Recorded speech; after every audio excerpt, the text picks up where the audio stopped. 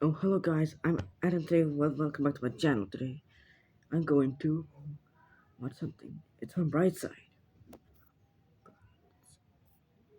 What, what would a journey to the Earth's core be like? Let's watch. New Jersey? Well, today I'm setting off on a journey that's way more unusual than that. Down to the Earth's core. The Earth's core. And I'm inviting you to join me. Are you ready? Come on, it'll be fun. Let's go. The center of the Earth lies about 4,000 miles below its surface, so it's going to be a long trip.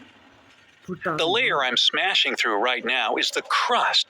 It's something like the skin of an apple, except you can't bite off a piece when you compare it to the other layers that make up the Earth. Hey, look at that rabbit. Those cuties dig tunnels up to 2 feet deep, so I'm not actually surprised to meet it here. And gross, was that an earthworm? Some of the deep burrowing types, also known as night crawlers, get big and can live 10 feet below the surface. Moving on. Did you hear that beeping sound? That must be one of those gold diggers. A good metal detector still works at this depth. But you're not likely to find any gold. Maybe a large piece of metal, like a car or something. And this must be the Mole Man Burrow. Seriously, there was a guy in London who was digging for 40 years under his house and stopped at 26 feet. What was he looking for? Now, remember how I said the crust wasn't really that thick? It's roughly 21 miles thick and made up of basaltic rocks that are under the sea and granitic rocks that make up the continents. So there's oceanic crust and continental crust.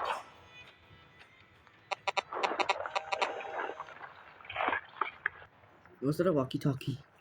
Whoa, was that a crocodile? Nile crocodiles dig the deepest burrows among all animals, so you can find them at 39 feet underground. Apparently, not only crocodiles feel the desire to hide from the rest of the world, there are whole underground cities with shelters and catacombs in different countries. The deepest of them lies at 278 feet under Cappadocia in Turkey. Its 18 levels could house 20,000 people. How would they all get there? Today, they could just catch a train at the world's deepest metro station in Kiev, Ukraine, lying at 348 feet. While people have advanced technologies these days to dig this deep, trees just naturally grow this way. In South Africa, there are species whose roots reach up to 400 feet below the surface. 400 feet. I'm currently moving through continental crust, as you see, and two important things you should know about it are that it's about 2 billion years old, even though the oldest rock is 4 billion, and it was found on the shore of Hudson Bay, Canada. And it covers about 40% of the Earth. Yeah, the rest is oceanic crust. The granitic rocks that it's made of have more silicon, aluminum, and even more oxygen in them than basaltic rocks, because they have access to open air on the surface. The crust is the source of all the metals and minerals humans have ever used, except for diamonds, which are much deeper. I think we'll spot them later. Do you have pockets?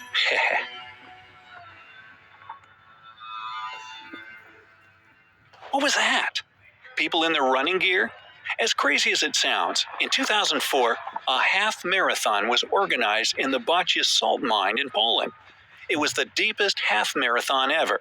You don't often see people running at a depth of 695 feet after all. Boy, nothing can surprise me now that I've seen this, except for maybe bats. What are you guys doing here? 1,000 brown bats spend every winter in a New York zinc mine. How cozy. Ooh, it's getting cold. This is the deepest point you can find permafrost, or permanently frozen soil layers at. Speaking of frost, the Earth's crust serves as an electric blanket that covers the mantle. It's rich in the radioactive elements uranium, thorium, and potassium, which produce heat. Moving on, this here looks like a good hiding spot. The deepest cave in the world is Veryovkina Cave in Georgia, the country, not the state, at about 1.4 miles below the ground. And that was a train I heard. Wait, how could a train possibly run this deep? It couldn't until 2016, when the deepest and longest underground railway, Gotthard Base Tunnel, was opened in Switzerland.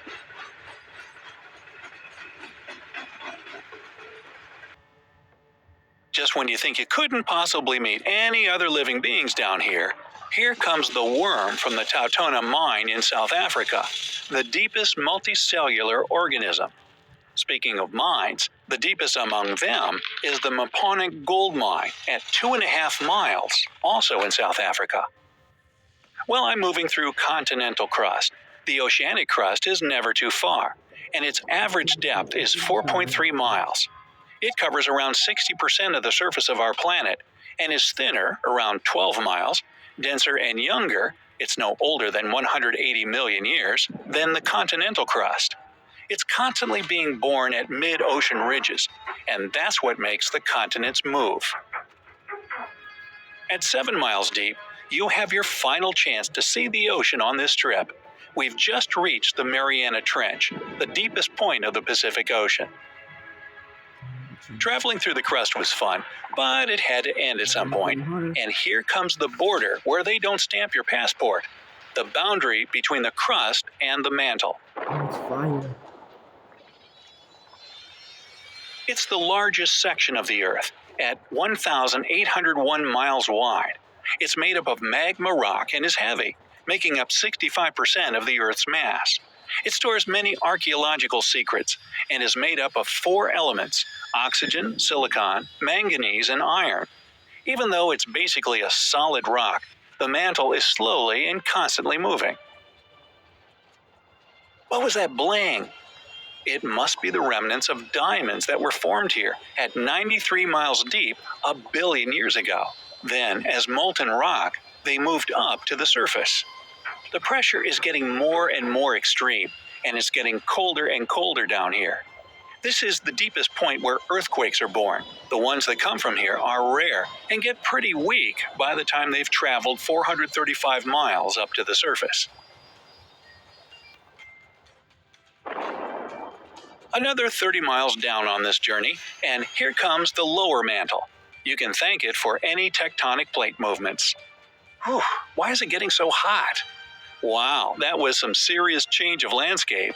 At 1,814 miles deep, the mantle ends and the outer core begins.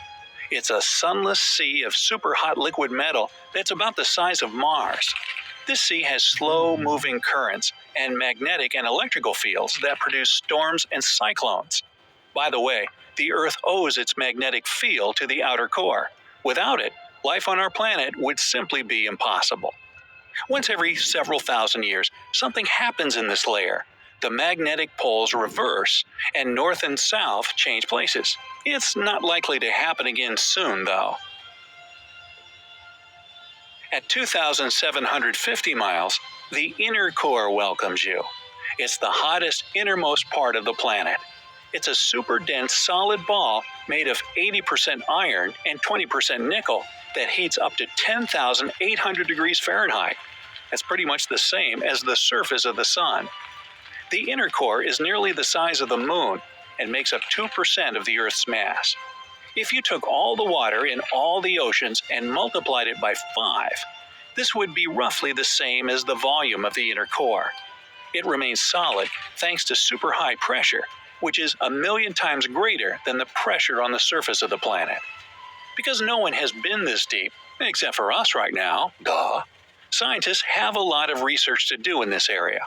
Some of them believe small crystals of iron are born in the outer parts of the core that merge into giant crystals the size of a city closer to the center.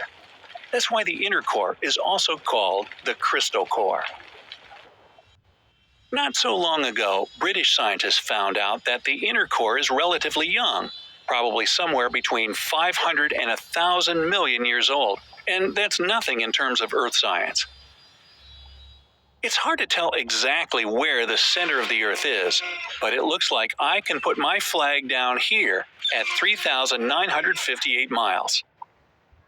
Now, that was quite a journey. Now, for those of you who are thinking of packing your bags to go see the Earth's core, I have some not so good news. It's technically not possible yet, because there's no way to survive the pressure and extreme heat that are waiting down there. However, if someone built a tunnel that would provide all the necessary protection, it would only take 18 minutes of free falling to get there. Hey, sign me up. Fitness. Okay, guys, I think that's it for today, guys. I'll see you. Bye.